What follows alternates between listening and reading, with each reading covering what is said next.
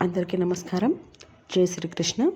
కృష్ణుడి యొక్క జననం మరియు ఇతర వీడియోలను చూడాలనుకుంటే ఒకసారి మన ఛానల్లో ఉన్నాయి చెక్ చేయండి.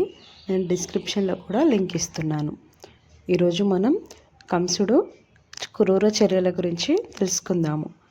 శ్రీకృష్ణుని గోకులంకి తీసుకువెళ్ళిన తర్వాత వసుదేవుడు తిరిగి చెరసాలకు వచ్చినప్పుడు అక్కడ ఉన్న వస్తువులు మరియు ద్వారములన్నీ కూడా యథావిధిగా పెట్టేశాడు. తర్వాత ద్వారపాలకులు నిద్ర మేల్కొని అప్పుడే జన్మించిన శిశువు ఏడుపును విన్నారు. శిశువు జన్మించిన వార్తను వినుట కొరకు కంసుడు వేచి చూస్తున్నాడు. వెంటనే అతడిని సమీపించి జన్మించిన వార్త అతనికి తెలియచేశారు. కంసుడు వెంటనే లేచి, ఇప్పుడు నా ప్రాణము కబలించు భయంకరమైన మృత్యువు జన్మించింది అని గట్టిగా అరిచాడు. మృత్యు సమీపిస్తున్నదని కంసుడు కలవరపడుతున్నాడు. వెంటనే శిశువు దగ్గరకి బయలుదేరాడు. తన సోదరుడైన కంసుడు సమీపిస్తున్నాడని చూసి దేవకి దీనస్వరంతో అతడిని ఇట్లా ప్రార్థించెను. ప్రియ సోదరా, దయచేసి ఆడ శిశువును వధించకు. ఈ శిశువు నీకు కోడలుగా కాకలదని నేను మాటిస్తున్నాను. కాబట్టి నీవు వధించకు. ఈ ఆడ శిశువు చేత నువ్వు చంపబడవు కదా. నిన్ను చంపువాడు మగ శిశువు అని కదా భవిష్యవాణి చెప్పింది. కనుక ఈ పాపం చంపవద్దు అని బ్రతిమలాడుకుంది. ఉదయించిన సూర్యుని వల్లే ప్రకాశిస్తున్న నా పలువురు శిశువులని నీవు వధించావు. అందులో నీ దోషమేమీ లేదు. నా సంతానమును వధించమని రాక్షస ప్రవృత్తి గల నీ మిత్రులు నీకు బోధించారు. ఈ పసిపాపను అనుగ్రహించమని నేను అర్థిస్తున్నాను అని దేవకి కంసుని ప్రార్థించింది. కానీ కంసుడు క్రూరుడు అయినందున సోదరి అయిన దేవకి దీన ప్రార్థనలు వినిపించుకోలేదు. అతడు తన సోదరిని గద్దించి అప్పుడే జన్మించిన శిశువును ఆమె నుండి బలవంతంగా లాక్కొని రాతిపై కొట్టడానికి ప్రయత్నించాడు. ఆ శిశువు వెంటనే కంసుని చేతి నుండి ఆకాశంలోకి ఎగిసి అష్టబాహువులతో విష్ణు భగవానుని కనిష్ట సోదరిగా ప్రత్యక్షమైంది. అందమైన వస్త్రములతో పుష్పమాలలతోనూ అలంకరించబడి 8 చేతులతో బాణ, గంట, శంఖ, చక్ర, గద, కవచములను ధరించి ఉండెను. సాక్షాత్తు దుర్గాదేవి అయినటువంటి ఆ శిశువు అవతరించటం చూసి సిద్ధాచారణ, కిన్నరులు, ఊర్ధ్వలోకంలోని దేవతలు వివిధ కానుకలు అర్పించి తమ స్తోత్రాలను ఆరంభించారు. పైనుంచి ఆ దేవి కంసుని ఇట్లు సంబోధించెను. ఓరి దుర్మార్గుడా, నన్ను నువ్వు ఎట్లా వధించగలవు? నిన్ను వధించు శిశువు ఇదివరకే ఈ ప్రపంచంలో జన్మించేను. దీనురాలైనటువంటి నీ సోదరి పట్ల క్రూరంగా ప్రవర్తించకు అని చెప్పి దుర్గాదేవిగా ప్రఖ్యాతి గాంచెను.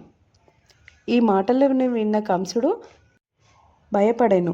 వెంటనే సానుభూతితో దేవకి వసుదేవులను బంధ విముక్తుల్ని చేసి వినయముతో వారితో ఇట్లా పలికెను. ప్రియమైన సోదరి, ప్రియమైన బావ, నేను నా మేనల్లుండ్లను రాక్షసుని వలె వధించాను. మన సన్నిహిత బాంధుత్వమును కూడా మర్చిపోయాను. నా ఈ ఈర్షాపూరిత చర్యలకు కలుగు పరిణామం ఏమిటో నాకు తెలుసు. నేను నరకముకు వెళ్ళుదును. కానీ ఆకాశవాణి చెప్పిన మాటనుకి ఆశ్చర్యపడుతున్నాను. ఆ అసత్య భాషణము కేవలం మానవ సమాజంనే కాదు, దేవలోకంలో కూడా అసత్య పలుకులు పలుకుదురని ఇప్పుడు స్పష్టమైనది. దేవలోకంలో పలుకులను విశ్వసించి నా సోదరి శిశువులను వధించి నేను గొప్ప పాతకమును ఒడిగట్టుకు తిని. ప్రియమైన సోదరి దేవకి, బావ వసుదేవ, మీరు మహాత్ములు. నేను మీకు చెప్పవలసిందేమీ లేదు. అయినా మీరు మీ సంతానపు దుర్మరణమునకు చింతించవలదని వేడుకుంటున్నాను. మనమందరము మాయాశక్తిలో నియంత్రణలో ఉన్నటువంటి వారము. ప్రియమైన సోదరి దేవకి, నీ హృదయము చాలా మంచిది మరియు దయతో నిండినది. దయచేసి నన్ను క్షమించు. నా వలన కలిగిన నీ సంతాన నష్టంనకు దుఃఖించకు. వాస్తవంగా నేను దానికి కర్తను కాదు. ఇవన్నీ పూర్వజన్మ నిర్ణయాలు. మనము వాంఛింపకపోయినను ఆ నిర్ణయంపు ఒక పథకమును అనుసరించి మనము నడుచుకోక తప్పదు. ప్రియమైన సోదరి దేవకి, బావ వసుదేవ, మీ పట్ల నేను జరిపిన అన్యాయాలని మన్నింపుము. నేను దీనుడను, మీరు ఉదార మనస్కులు కనుక నన్ను దయతో క్షమించుము.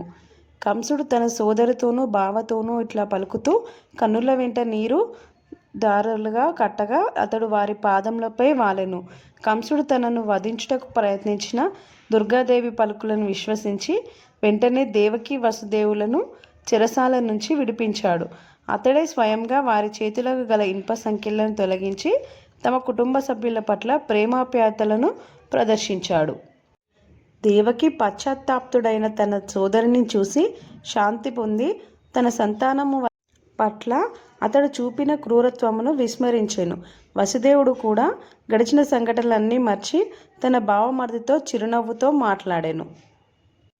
దుఃఖరహితుడైన మనసుతో సోదరి దేవకి నుండి బావ అయిన వసుదేవ నుండి సెలవు తీసుకుని తిరిగి వెళ్ళిపోయాను. మరుసటి రోజు ఉదయం తన హితులందరినీ సమావేశపరిచి రాత్రి జరిగిన సంఘటనలన్నింటినీ కంసుడు వివరించాడు. కంసుడి సలహాదారులందరూ దేవతలకు భద్రశత్రువులైన రాక్షసులు కాబట్టి రాత్రి జరిగిన సంఘటనలను గూర్చి తమ ప్రభువు చెప్పిన మాటలను విని వారు నిరుత్సాహపడిరి. వారికి అనుభవము కానీ విద్య కానీ లేకపోయినా వారు కంసునితో ఇట్లా చెప్పిరి: మహారాజా, గడిచిన 10 దినములలో వివిధ పట్టణాల్లో, మండలాల్లో, గ్రామాల్లో జన్మించిన శిశువులందరినీ వధించుటకు మనమందరము ఏర్పాట్లు చేయవలెను. ఈ పథకంను మనము ఎట్టి భేద బుద్ధి లేకుండా అమలుపరచాలి. మనము ఘోర కృత్యమును అమలుపరిచినచో దేవతలు మనకు విరుద్ధంగా ఏమీ చేయలేరని మేము భావిస్తున్నాము. దానితో వారు మనతో యుద్ధం చేయుటకు ఎప్పుడూ సాహసించరు.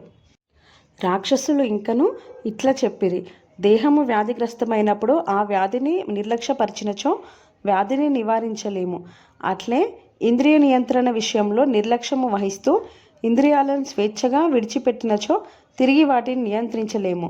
కనుక దేవతలు మనల్ని మించిన బలవంతులు కాకుండా మనము జాగ్రత్త పడాలి. రాక్షస మంత్రుల చేత ఈ విధంగా ప్రబోధించబడిన కంసుడు సహజంగా మిక్కిలి దుర్మార్గుడవట చేత సర్వంగా శాసించు శాశ్వత కాలపు సంఖ్యల చేత బంధించవాడైన బ్రాహ్మణులను, వైష్ణవులను హింసించాలనుకున్నాడు. సాధువులందరినీ హింసించమని రాక్షసులకి చెప్పాడు. అజ్ఞానులు, తామోరాజో గుణములైన కంసుని అనుచరులకు నిత్యం మహాత్ములతో వైరం పెట్టుకొనుటయే పని. కాబట్టి అలాంటి చర్యలతో అతడు నశించును. రాక్షసులు తమ దుష్ట చర్యలను కొనసాగిస్తూ తన మృత్యువును తామే చేజేతులా ఆహ్వానిస్తుంటారు.